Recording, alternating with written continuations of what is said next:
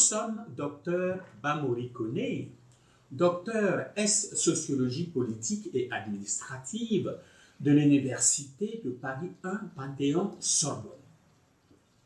Nous sommes également le fondateur de Kouma Afrique. Et ailleurs, nous avions dit que Kouma Afrique est un institut jumelé, c'est-à-dire un institut composé de deux en un. IABA, l'Institut africain des Bègues d'Abidjan.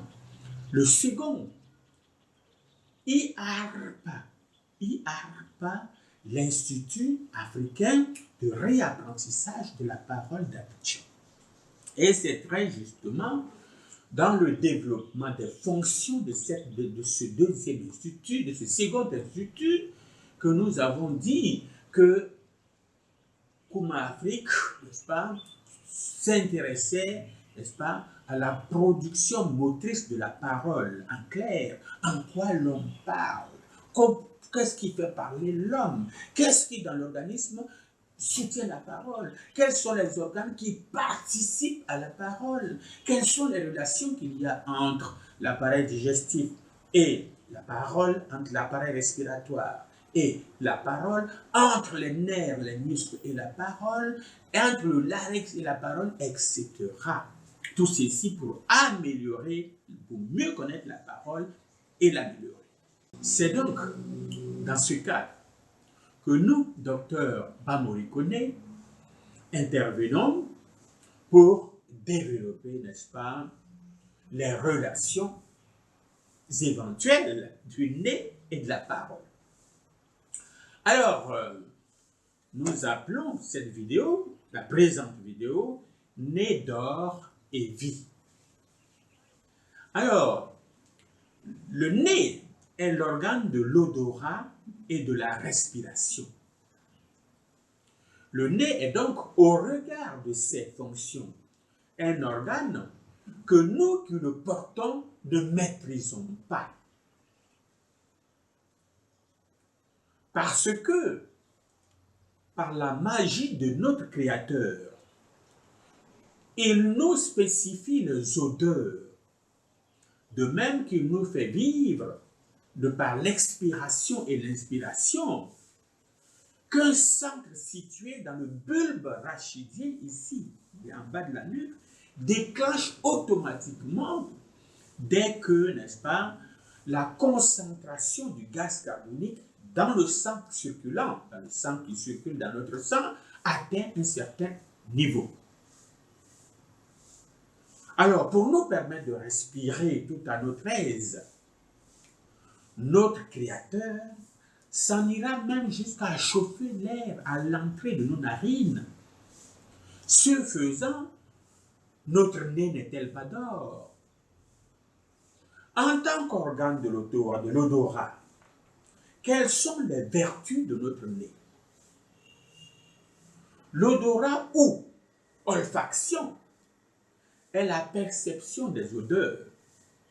Elle se fait au niveau de la partie supérieure de la cavité nasale sous la boîte crânienne. Sa sensibilité olfactive est très variable selon les espèces. Écoutez bien, on estime que le chien est 20 000 fois plus sensible que l'homme. Entendez bien, certaines espèces aquatiques, c'est-à-dire qui vivent dans l'eau, sont des millions de fois plus sensibles.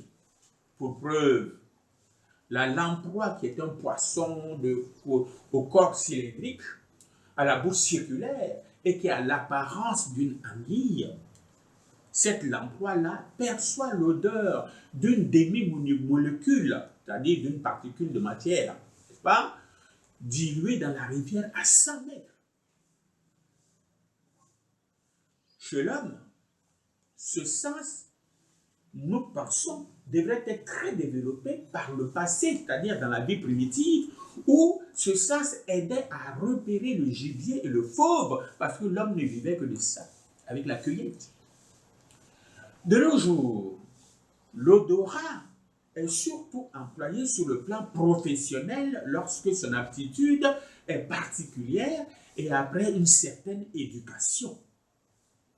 Surtout dans l'industrie des parfums où un expert s'appelle un nez.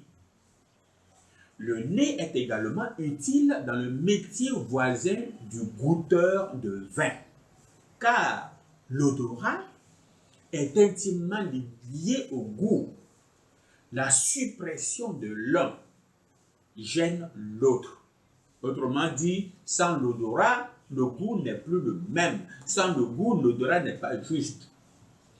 Alors, la suppression de l'odorat s'appelle l'anosmie. Anosmie. Elle peut être occasionnelle. C'est le rhume qui entraîne cela. La suppression de l'odorat peut être également définitive par la destruction ou la dégénérescence de la muqueuse olfactive. N'est-ce pas? La dégénérescence de la muqueuse olfactive signifie, n'est-ce pas, la section du nerf olfactif par fracture. Alors, ce qu'on appelle la cacosmie est la sensation permanente de mauvaises odeurs et le sujet s'en délecte, ça lui fait plaisir, il en est content. Ces mauvaises odeurs sont souvent le fait d'une infection des voies respiratoires ou digestives ou du mauvais état de la denture. En tant qu'organe de la respiration, le nez est l'absolue incarnation de notre vie. Parce que respirer, c'est vivre.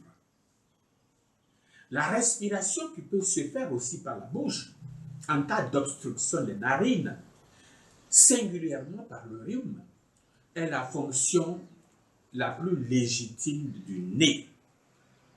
En effet, l'air inspiré passe par le nez, où il est débarrassé des poussières grâce aux poils ou vibrisses qui poussent dans nos narines. Ces vibrisses, c'est-à-dire ces poils des narines que nous avons coutume de raser, doivent être plutôt coupés parce qu'ils jouent pour nous une fonction importante. En effet, ce sont eux qui vont dépoussiérer l'air qui rentre dans notre organisme. Alors, lorsque les vibrisses, n'est-ce pas, ont dépoussiéré l'air, cet air filtré est ensuite réchauffé sur les cornées. Les cornées, ce sont les lames osseuses contournées des fosses nasales. Donc, cet air est réchauffé sur les cornées et sur la cloison du nez. Cette opération est rendue possible parce que les cornées et la cloison sont riches en vaisseaux. Et qui dit vaisseau dit conduit de sang. Alors, les vaisseaux qui sont des canaux de circulation du sang ou de la lymphe chez les animaux. Chez les hommes, c'est le sang, chez les animaux, c'est la lymphe. Alors, la lymphe est ce liquide organique incolore formé de plasma et de globules blancs. Puis, c'est filtré et chauffé que cet air arrive dans la gorge par le cavum. Le cavum et le pharynx, la différence est difficile à faire, et pénètre par la trachée dans l'appareil respiratoire thoracique. Les parois, c'est-à-dire les surfaces latérales, la cloison et les cornées des fosses nasales sont tapissées d'une muqueuse riche en vaisseaux. Alors ces cornées vont sécréter un liquide aqueux de la nature de l'eau qui contient, c'est-à-dire qui contient de l'eau, qu'on appelle le mucus. C'est ce que nous disons communément la morve, normalement évaporée par la respiration, mais qui peut aussi en permanence se solidifier à l'entrée de nos narines. Alors, le décollement de ces concrétions avec le doigt est ce qu'on appelle un sport international qui passionne surtout les conducteurs arrêtés au feu rouge. C'est répugnant. Il faut utiliser son mouchoir plutôt. Mieux, il faut surtout éviter ces dépôts, ces concrétions-là, en mettant de temps en temps une goutte d'huile goménolée dans les narines. L'inflation de la muqueuse s'appelle la rhinite. Sa cause la plus banale est le rhume. Mais lorsque la muqueuse irritée se gonfle, on a le nez bouché. Si elle obstrue, c'est-à-dire elle empêche simultanément les méas. Les méas sont les cavités de fosses nasales limitées par les cornets nasaux. Et que le sinus, c'est-à-dire les cavités de certaines zones de la tête, qui ne sont plus drainées, s'enflamment. C'est la sinusite. Je reprends. Lorsque la muqueuse irritée se gonfle, on a le nez bouché. Si elle obstrue simultanément les méas sont les cavités de fosses nasales limitées par les cornets nasaux. Donc je disais, si elle obstrue simultanément les méas, et que les sinus qui sont des cavités de certains os, qui ne sont plus drainés, s'enflamment, alors c'est la sinusite. Très douloureuse, et plus encore, si une infection s'y ajoute, causant une suppuration. Un incident courant est l'hémorragie nasale, qui s'appelle l'épistaxis. L'épistaxis, provoquée par un coup, même léger, un grattage intempestif ou sans raison aucune. Dans ce dernier cas, c'est-à-dire dans le cas du sang qui vous coule du nez sans raison aucune, cela exige une enquête médicale, surtout si elle se renouvelle. Parce qu'elle peut être le premier et parfois le seul signe d'une maladie méconnue, la typhoïde. Le traitement de ces cas simples est facile. Le repos, tête surélevée, une vessie de glace sur la tête. En cas de récidive, il faut voir l'otorhinolaryngologue. Enfin, parfois, cette petite hémorragie externe sans gravité sert de soupape en réalité à une brusque hypertension et donc évite une hémorragie cérébrale. Dans ce cas précis, cette petite hémorragie aura été la bienvenue. Elle aura été salvatrice. Alors, nous voudrions vous remercier pour l'intérêt nous porter, pour nous avoir écoutés. Mais nous ne pourrons le faire sans vous avoir communiqué le lieu où nous pouvons échanger, où vous pouvez nous trouver. C'est notre site. En effet, notre site est drbamori.e tiré au milieu du petit e, monsite.com.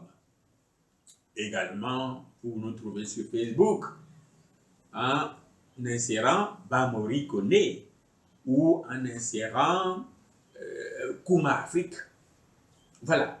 Alors, nous espérons bien vous retrouver ailleurs et merci pour l'attention que vous nous avez portée.